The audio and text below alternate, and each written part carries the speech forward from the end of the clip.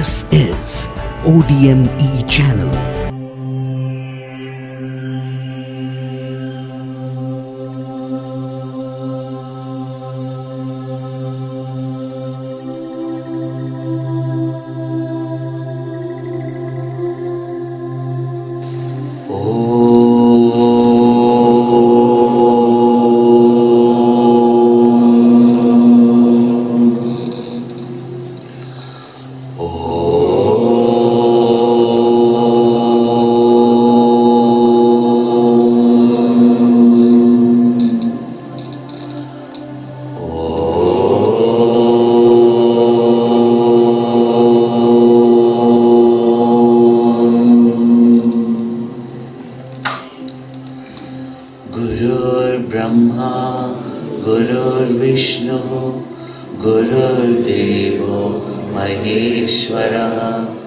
गुरुदेव परं ब्रह्म तस्मै श्री गुरवे नमः।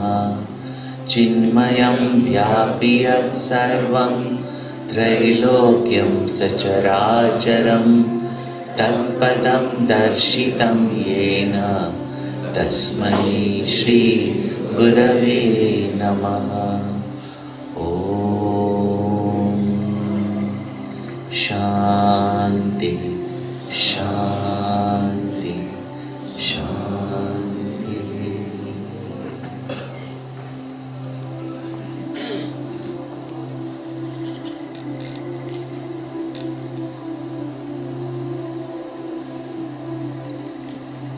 Since the mind is an unusual combination of matter and spirit, inert matter and the conscious spirit,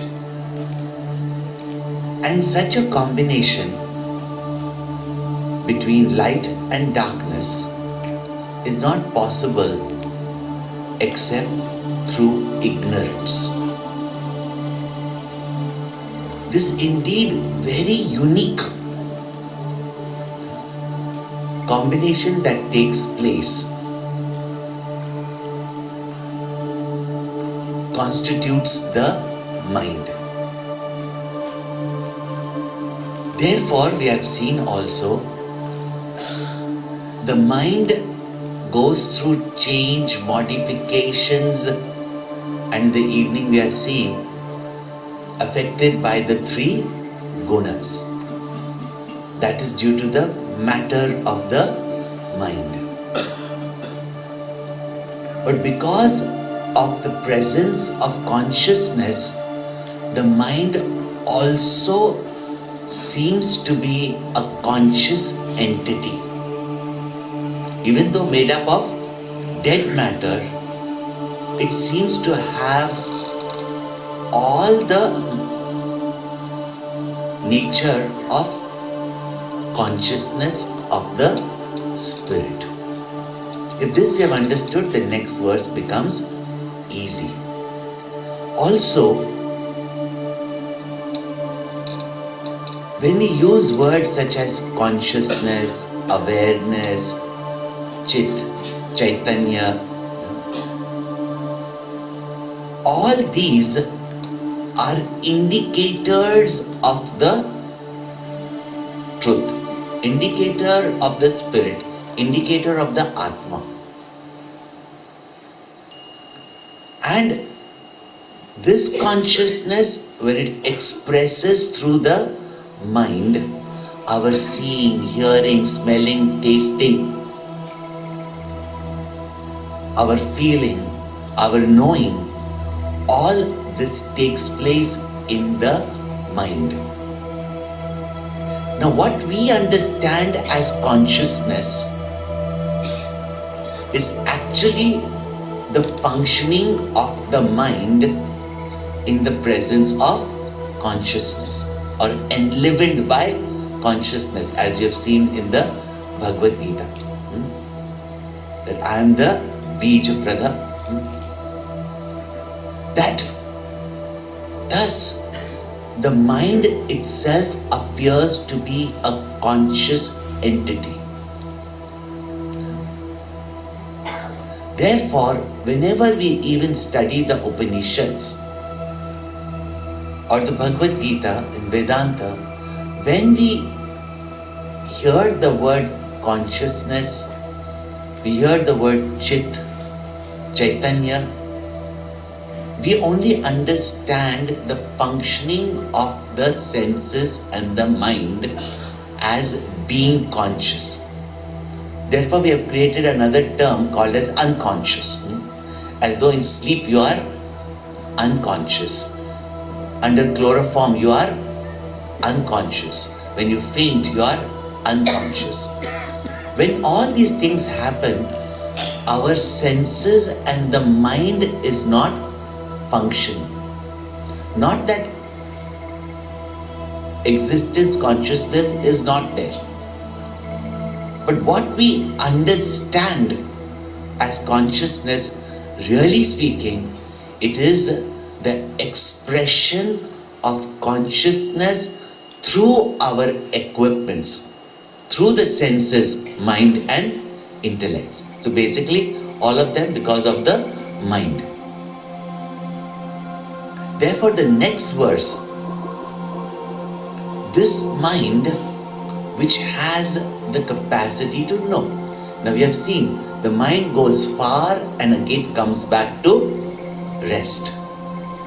It is with this mind only we do actions, noble as well as ignoble. According to the gunas, like yesterday evening we have studied. But it is this mind only by which we become conscious of the world. And through the mind in these mantras, what is revealed is the absolute consciousness. Therefore, the statement in Aitreya Upanishad, Prajnanam Brahma. Brahma means the infinite cause, the infinite substratum on which this world like a mirage is appearing, and therefore there is nothing other than the infinite. We all can understand that there is this world that we experience, it must have a cause. And the cause of this world has to be infinite. The cause of everything in the universe, the multiple galaxies, the multiple universes, the cause of it, if you think, it's brihat. It is huge, it is infinite, it is unconditioned bigness. Therefore, infinite. Of course, we Indians will call it infinite, but infinite. It is huge. It has no limitations.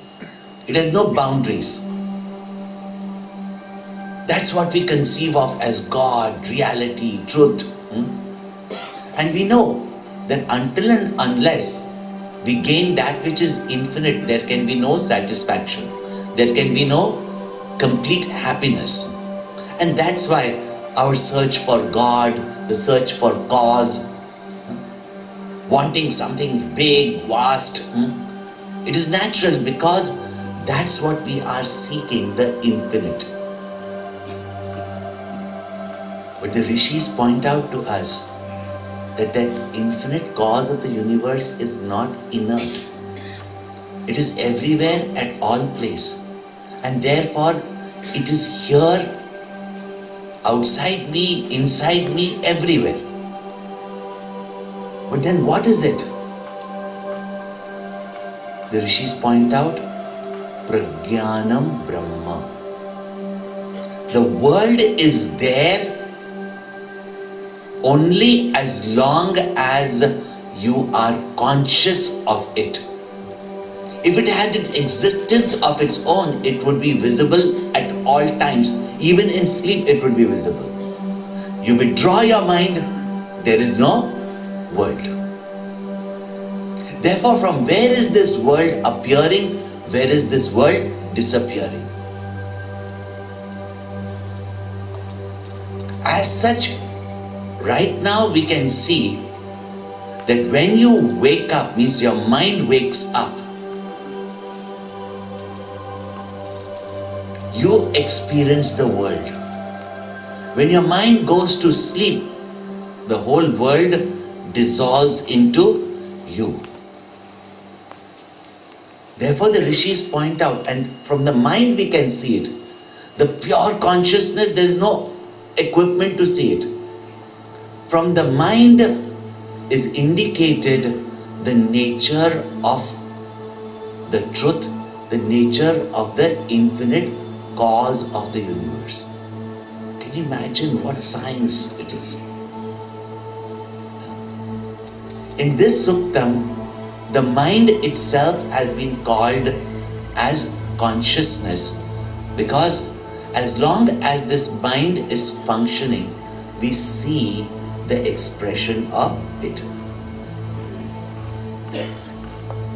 Therefore, certain upasanas, you concentrate on the mind. Now, just as electricity by itself you cannot see, can you even describe? Can you know what it is? Can you see it, hear it, smell it, taste it, touch it? Touch you can. Yeah. It is it's still a gross energy, right? But as such you can't see it until and unless you touch a live wire, you can't experience it. So when you see the expression of electricity, to a common man you say electricity is light. But what you mean to is that light is there because of electricity. Electricity is not light, but light is an expression of electricity. When the truth, the reality which is indescribable, expresses through the subtle equipment of the mind, it expresses as knowledge of the world, as consciousness of the world. This is what we have to understand. Otherwise, very often we use words like chit, consciousness, etc., but not really knowing what it is. And then we say, oh, when a person fades, he's unconscious. In sleep, there is no consciousness. But when you wake up, how do you know that you slept very well? You didn't sleep, you can tell. But that you slept very well, how can you tell? If you are not conscious of the absence of everything in your sleep. In this suktam, through the mind, this consciousness is revealed. Therefore, we'll sing this verse and then Yat prajnanamuta cheto dhritischa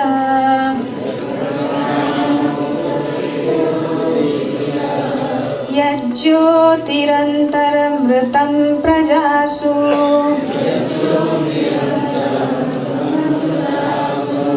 Yasmannarate kinchana karma kriyate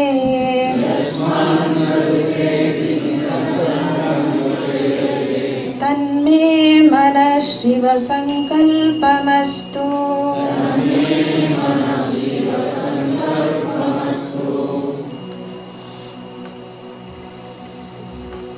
that the mind, besides being inert, becomes a conscious entity because of the presence of consciousness.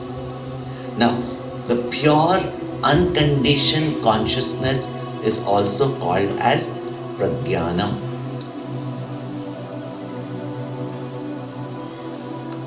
Now, because of consciousness, when we, with our equipments, experience the world, we say, I am conscious of the world. That is also called as prajnana. Then, prakrishta jnana, when specific knowledge takes place, that is also called as prajnana. That this is a mic. You see the mic, you see something, but you know this is the mic. This is also called as prajnana. Then that special knowledge which we get from the scriptures and the Guru as to the truth, that Prajnanam Brahma. Aham Brahmasmi. That is also called as Prajnanam. Now in this context, as far as the mind is concerned, what does Prajnanam mean?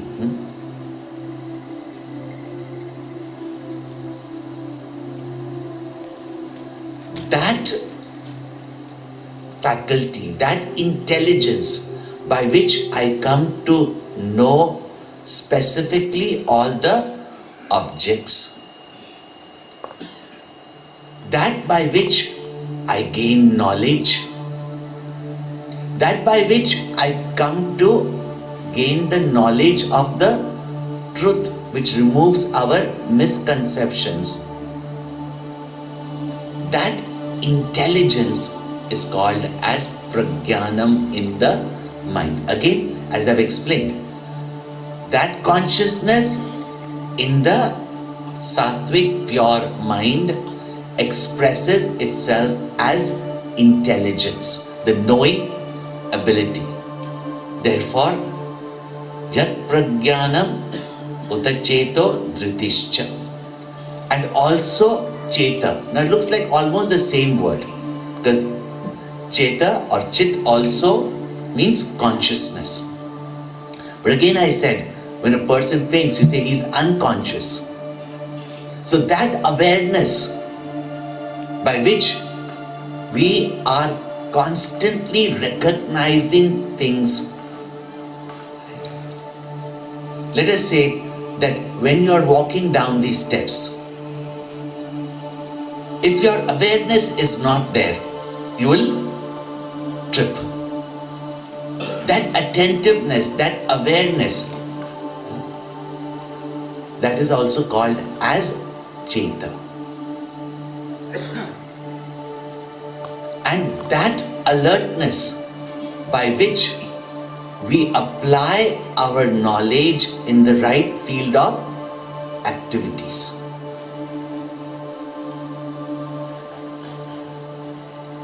For example, Karna had the knowledge, but when it came time to execute that knowledge, it doesn't work. No? You might lecture your friend that, listen, don't be attached to your children, so what, money comes, money goes, life is a change, bear it, all these things. But when it comes to you, what happens? You lose your cheta, no? You lose your mind. You yourself do not have the attention to apply it. That is called as cheta. So can you imagine, it is with this mind only that we are achieving knowing, we are achieving, and therefore chetaha, and in this mind only there is dhriti. That ability in us to hold on consistently till we reach our goal, our destination. And for a spiritual student, till you reach the infinite, that dhriti, which means in spite of difficulties, obstacles, challenges, that by which you hold on to the truth, which comes out of your shraddha, your faith in the goal, in the means, in yourself, in God, in the knowledge, in yourself. That dhriti. Whenever Gurudev used to explain about dhriti, he used to give us the example of the river, and particularly Ganga, the perennial river. When Ganga leaves as Bhagirathi from earlier Gangotri, now Gomukh, when she leaves from there, with full force, with full enthusiasm, gushing out of the mouth of the glacier. We call it as the cow, Gomukh. When she gushes out from there, you mean to say on the way to the ocean, to the vast ocean, that long journey that she has to take. That river goes on without giving up. In between, there are obstacles, there are challenges. Yet, when there are pebbles, she skips over it. When there are rocks, she jumps over it. When there are huge boulders, she as though finding her way around it, goes around the boulder or even splashes over it. And if there is a huge mountain on the way, he says she picks up her frilly skirt with froth and goes giggling round the mountain, but stops at nothing till she reaches the ocean. Of course, in Bhagavad Gita, Bhagwan Shri Krishna speaks about the three types of dhriti. The Sattvic dhriti, the Rajasic dhriti and Tamasic dhriti. But that with proper faith through knowledge, we hold on till we reach the goal. Rajasic dhriti out of ego, wanting something, in spite of going through all the troubles, struggles, still holding on. And Tamasic dhriti, holding on to something totally delusory, stubborn, in spite of even having so many, sorrows for it, but will not give it up. Just like fanaticism. This is called as Tamasic dhriti, without any reasoning. Now, no achievement in this world is possible until and unless we are consistent in our endeavor. Many people start something and either some obstacle comes or some difficulties come, some challenges come, or it takes time, we give up. Therefore, not much of achievement is possible. Even on the spiritual path. If you try meditation or you do even some japa, immediately you are looking out for results. Nothing is happening, so we give it up. No? Kabir Das ji has said so beautifully. Kaam na choda, lobh na choda, naam japa na kyu chhod diya. See, in these things we are not ready to leave. We hold on to it. That is not the dhriti. But dhriti in our sadhana, it is possible, and that gives it continuity of effort. Again, through that, if you see, it is indicated that mind appears as a continuous entity. Again, because of that Sat, Chit Atma being reflected in the mind, it has a sense of continuity. Therefore, dhriti is possible. Now, in any work, you start the project, it will take some effort and time to complete it. Therefore, we require patience. So, dhriti also means patience. And you know that today, our attention span, even in listening, has become so small, so short. And especially that you see today in children and youngsters, the attention span has become very short. We blame it to the smartphones. But they're not so smart.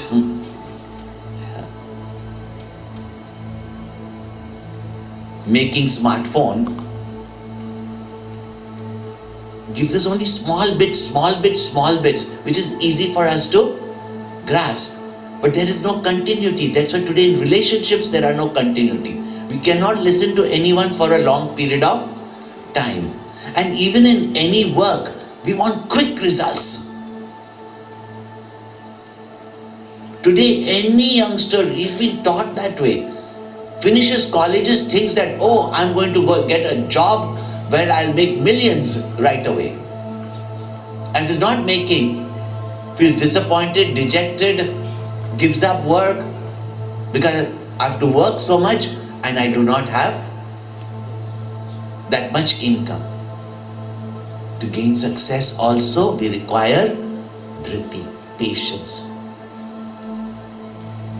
All of you know, it's not that you married and from the first day onwards marriage was beautiful. Your first few days, all the celebrations going on, it's very nice. Afterwards, you get to realize that there's no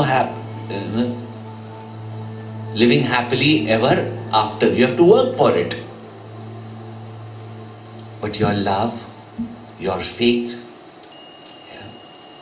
your adherence to your duty, your dhriti in your kartavya, that today you made a family possible.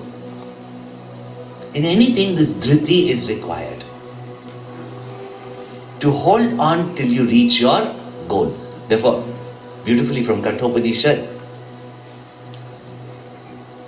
Swami Vivekananda took that statement, arise, awake. First arise. You say first awake and then arise. He said no, urgency of it. Awake. But first rise, otherwise you'll go back to sleep. That's why when you get up, just when in the morning the alarm rings, first jump out of the bed. Arise. Then awaken, really speaking. See the urgency of it. Otherwise, even like in bed, you wake up and then you go back to sleep. Today, how many of you must have felt like doing that, no? So arise, awake. And when he says, stop not till you reach your goal, that is dhriti. And Kathopanishad, that is constantly pointed out. That whatever challenges, difficulties, temptations also, that was given to Nachiketa, what was his dhriti? He did not give up. What was Shankaracharya's dhriti? Even when Gurudev started this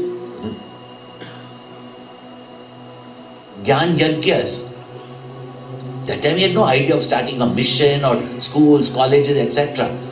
His was that this knowledge in its pure form must reach the intellects of the people so that they will be convinced to live such a life of productivity, producing more than what they consume, giving more than what they take.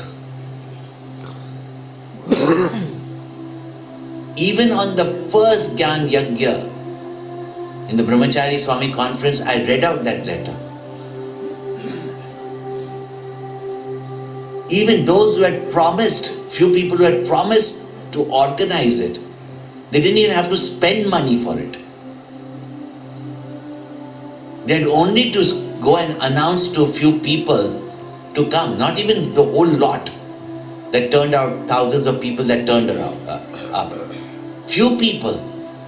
Guru had said that if 7 or 8 people don't come, you better come back because that much will come in the Himalayas. No? So just to get 7 or 10 people, and even just 1 month before it, suddenly people backing out, nahi ho sakta hai, log to aane wale hi nahi hai, people are not interested. That too he kept on hearing from the Himalayas. But like the Ganga, he flowed from there, stopping at nothing. There were moments of disappointment. Even the second Yagya in Chennai, I've read the letters. You'll have tears in your eyes. That he lands up there, even the hall that they had planned to book, they've not done the booking also. The story continues even today, I'm telling you.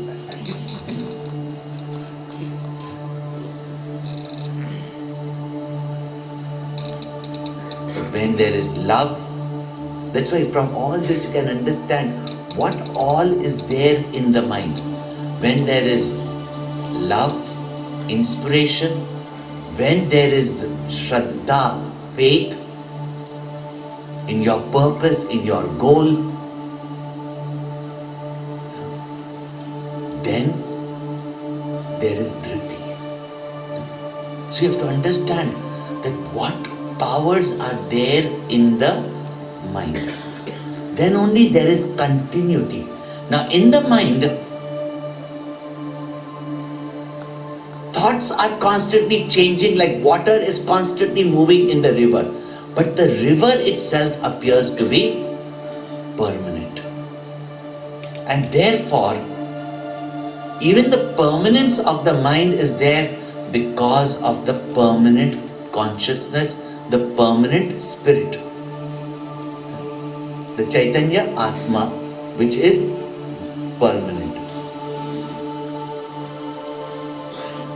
Therefore, it's called as Amritam.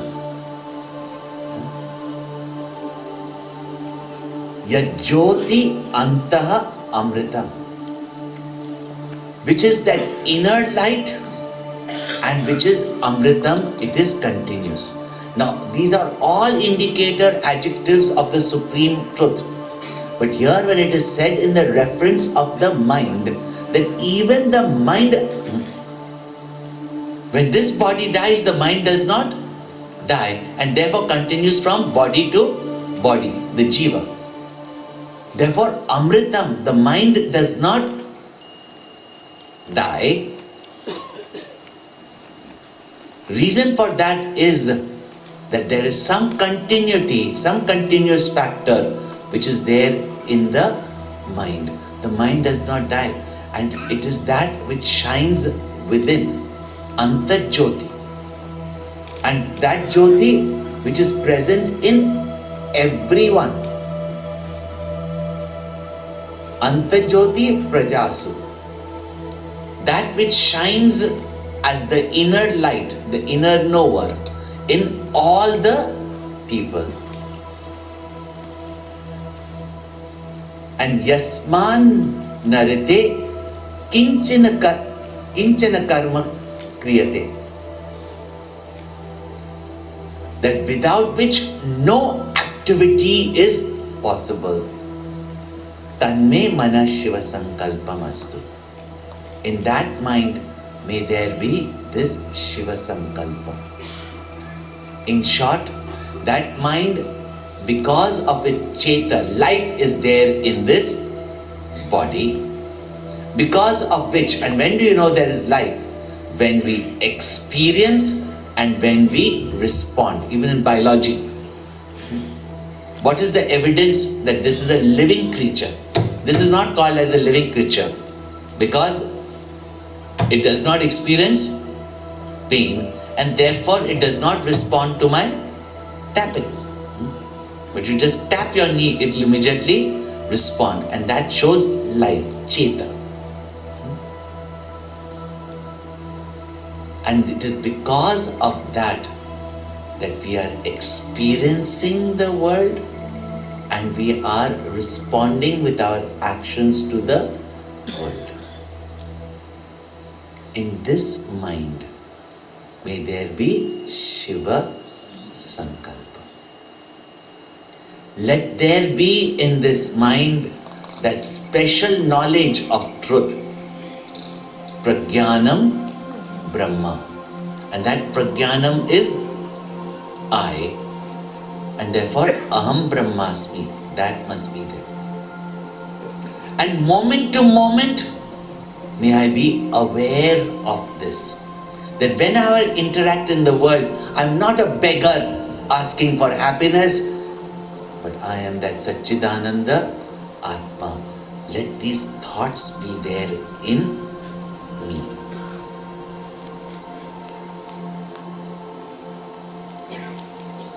I am that inner light which is shining in all the beings. Let me recognize that all the beings are conscious, and it is I only who am shining in all the beings, one mind only.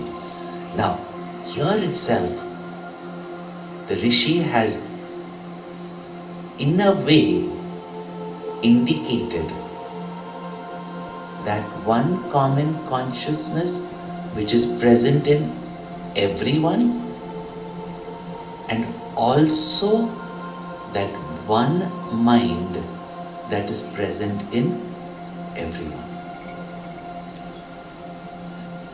That one mind which is present in anyone. Now at the moment, from our limited standpoint, I have a mind, you have a mind, she has a mind, no? They have a mind. So we see so many minds. But the whole universe also functions, as you would say, with the mind of God. It's created by the mind of Ishvara, the total mind.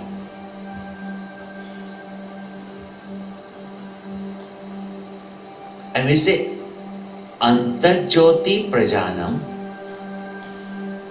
that which is the inner light in all the beings. The Rishi is also indicating that there is one total mind, and that total mind is functioning through the many minds. And that is Amritam present in everyone. Now, another way to think about it. Do you want to go subtler? Or no? Yes. No, then we stop here. This much you've understood is a lot. Yeah. But this Upanishad is now leading us to understand. See, if you carefully observe, the thoughts in your mind, are any of them your original creation? Tell me. You thought like none other. We are only thinking what are the trends in society, is it not?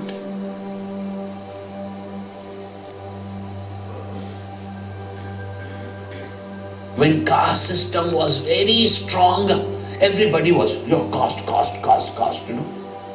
Now that we are totally into no caste, everybody is into that. Really speaking, our mind functions only with the total mind. It is that mind only functioning as the minds of many people. You identify with that and say, this is my mind. But what is being spoken of here is that mind because of which the entire creation takes place, and all the minds seem to function as individuals. It is this mind only that creates this individual and totality also. And if we understand this, in Kathopanishad so beautifully it is indicated, if we understand this, we will not have the ego, this individuality, that this is my idea, this is my action, this result I produced. Everything has come from the total mind. When you see it comes from Ishvara, not the consciousness, pure consciousness, but the consciousness reflected in the total mind is called as Hiranyagarbha, or commonly we call it Ishvara. This is being indicated here, and therefore it is that inner light in all the beings. Simple way to understand is that which in all the beings shines as a conscious entity. That's a simple being.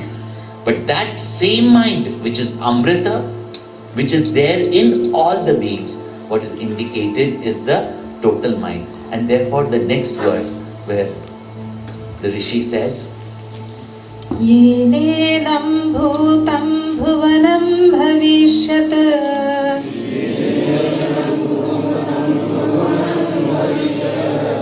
परिगृहीतममृतेन सर्वम्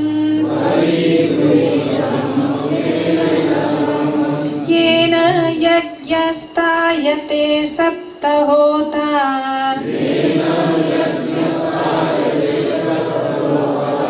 तन्मे मनः Shiv संकल्पमस्तु।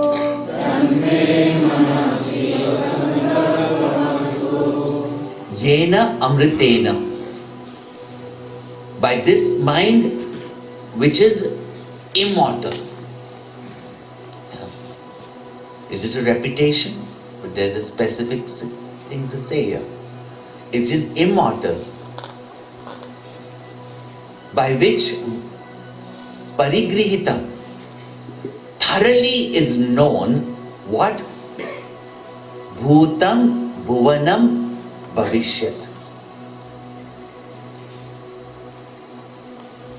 All the things of the past, present, and even the future. Now you will say, yeah, with my mind I remember. And with my mind only I knew the past, I remember. Present also with the mind I am knowing. But Swamiji, I think only you Swamis know the future. So can you tell us our future? I am telling you, that's what all the sadhus told Gurudev. You go down, people will only ask you, tell me my future. And that's why you used to find on the street also any Dadiwala Baba, no? And people used to go there, there's a parrot. There used to be, I don't know, you don't see all these fantastic things of India. You know, and the parrot picks up one chit and that person reads out your future. So the parrot knows your future. Yeah? Now they do tarot cards. No? They play the tarot cards. And then they take out the cards say that this, everybody's interested in knowing the future. You go to the astrologer. You want to know your future. How often Gurudev used to say, don't go to and of course other saints have also said, don't go to a Mahatma to know your future. Go to the Mahatma to learn how to build your future. Yet we know that the capacity of the mind to know the past, present, and some rishis even knew the future. The simple way to understand is, it is with this mind only we experience the past. It is with this mind only we experience the present. And it is with this mind only we will know the future. No, nothing else. No? The same mind will know the future. And in a distant future, that future will also become the past, which we will remember. So today what you called was past, was the present, and at some period of time it was the future. So who knows it? In simple way understanding, it is the mind that knows the past, present and future. But what is important to know is that the mind is Amritam here, that there is continuity of the mind. That's why you know the past, present and will know the future, if you want to see it that way. No?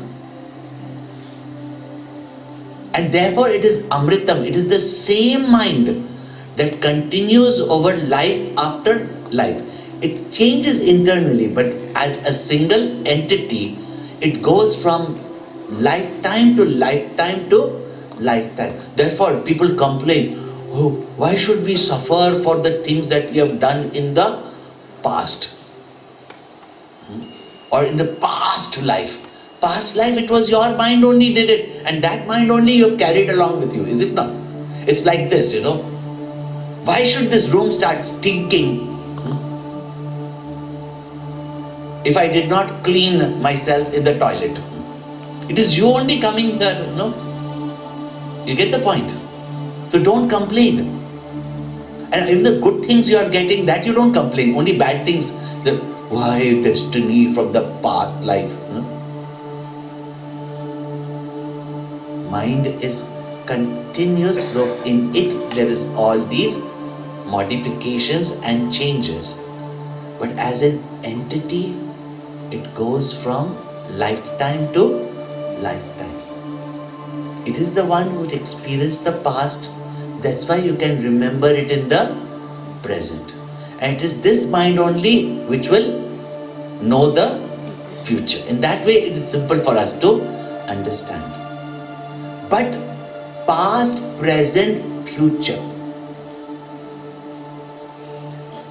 is time. And time is the concept of the mind itself.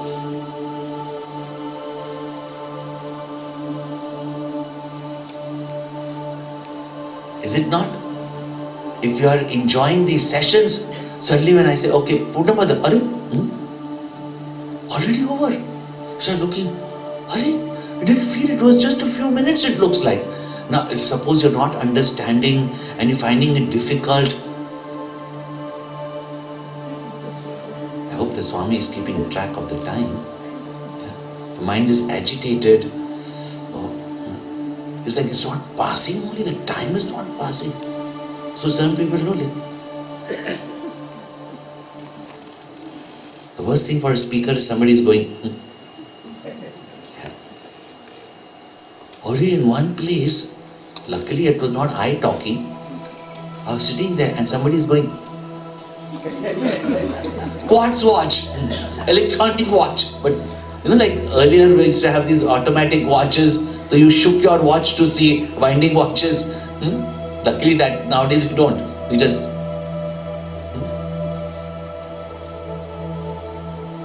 time ही नहीं pass होता है. See, time is a very relative concept of the mind. And therefore, this mind in which time exists, so also past, present and future. Now if I go into the concept of time, it is mind-boggling the way the rishis have pointed out. Even Einstein is nowhere compared to that. And yet we never study our ancient scriptures. So we have to explain only in terms of what we have understood in our science class. See, time also is a continuum. This division of past, present and future also is created by the mind. That which your past was once your present. That which is your future will one day become your past. So what is it, time? Time is just a relative concept. We create these divisions of past, present and future. You are the past of your children. You are the future of your parents. So who are you? Past, present, future. You just see, these are divisions made in our mind. And therefore, the great rishis could know past, present and future. One way to understand it, that simple way, I repeat again, that it is with the mind you know your past, present and you will know your future. It is only Ishvara, and when Bhagavan says very clearly in the Bhagavad Gita that I know all the beings of the past, present and future, but nobody knows me. So sad, no? Nobody knows me, Bhagavan says. So the total mind knows the past, present as well as conceived of the future. Now herein I am taking you a step forward to understand. And if you can go online and do the Make It Happen course, you'll realize that your future also is created by your mind. And you do not know the power of it. That's why you're wanting to see what will happen in the future. Really, it is the mind that makes the future happen. This power to understand of the mind. I recommend that you go online and take up the course Make It Happen based on these principles and see that how you can build your future. Therefore, it is the mind only that conceived the future. And therefore, this whole creation has already been conceived by the mind of the Creator. And that's why when Arjuna saw the Virat Roop, he saw the destructions of all these beings, and Bhagavan said, these beings have, that the Kauravas are already doomed for death. Well, if it's going to happen only, then why should I do anything? He said, Nimitta matra bhava sabyasachi. You become an instrument in my hand to fulfill what God has conceived.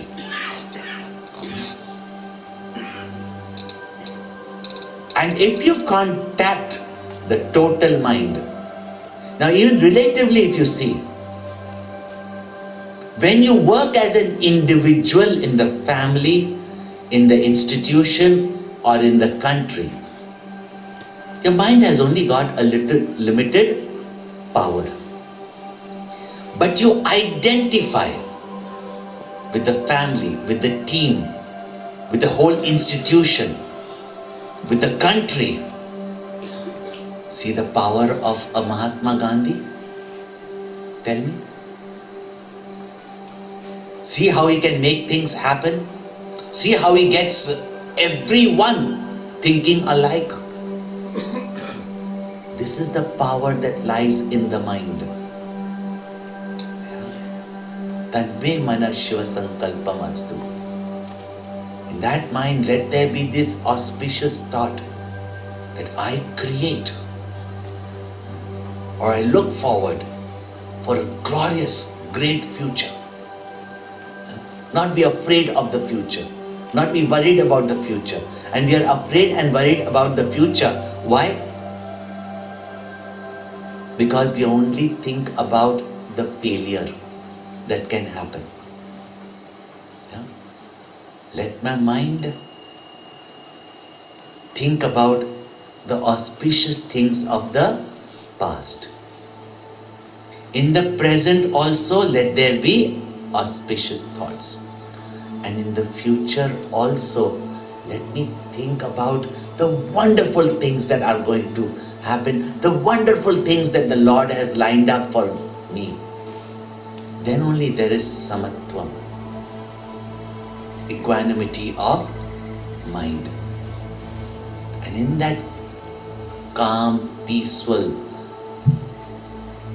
equipoised mind, can you realize that the whole creation, everything is happening. And whatever is happening is from the mind of God. It is for the best.